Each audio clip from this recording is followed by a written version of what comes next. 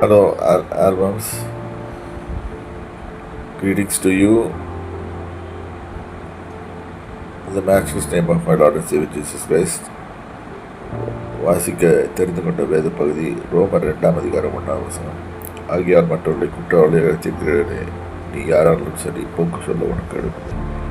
குற்றமாக தீர்க்கிறவைகள் எவைகளோ அவைகளை நீயே செய்கிறபடியால் நீ மற்றவர்களை குறித்து சொல்லுகிற தீர்ப்பினாலே உன்னை தானே குற்றவாளியாக தீர்க்கிறாய்.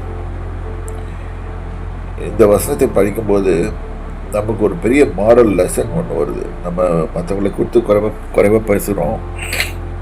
அப்படி பேசும்போது நம்ம பேசுறது எவ்வளோ தவறுன்னு சொல்லி வேதம் சொல்லுது. அதே காரியத்தை நம்மளும் செய்கிறோம். சம்டைம்ஸ் தெரிஞ்சோ தெரியாமலையோ, இல்லாட்டி அதே லெவல் செய்வோம், இல்லாட்டி வேறு மாதிரி செய்வோம். அந்த மாதிரி தவறாக செய்யும்போது மற்றவனை குறித்து நம்ம என்ன தீர்ப்பு சொல்கிறோமோ அதே தீர்ப்பு நமக்கும் பொருந்துது. இதுதான் அந்த வசனம் சொல்லுது. உன்னையே நீ குற்றவாளியாக தீர்க்கிறாயே என்று சொல்லுறது. ஆகவே தேவ பிள்ளைகளே, நீங்கள் யோசனை பண்ணுங்கள். மற்றவங்களை பற்றி பேசும்போது எப்பவுமே யோசனை பண்ணுங்கள். நீ உன்னைத்தானே, ஆங்கிலத்தில் ஒரு இது சொல்லுவாங்க, ஒரு பழமொழி சொல்லுவாங்க, நீ ஒரு விரலை எடுத்து மற்றவனை காட்டும் போது 3 விரல் உன்னை குற்றவாளியாக தீர்க்கும். அதுபடி இங்கே நம்ம யாரையும் குற்றவாளியாக தீர்க்க வேணாம்.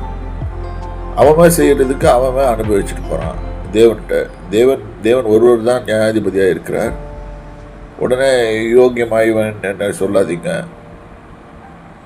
நான் யோக்கியம் நான் சொல்ல கேவட்டில். இதில் தேவன் நியாயாதிபதியாக இருக்கட்டும். அவர் பேர் தான் நியாயாதிபதி, நீதியுள்ள நியாயாதிபதி. அவரே நியாயம் செய்யட்டும். நம்ம யார் மற்றவங்களை குற்றம் சாட்டுறதுக்கு? உங்களெல்லாம் கிறிஸ்துக்குள்ளாக ஆசீர்வதிக்கிறேன். கர்த்தருடைய நாமம் பரிசுப்படுவதாக. ஆமென்.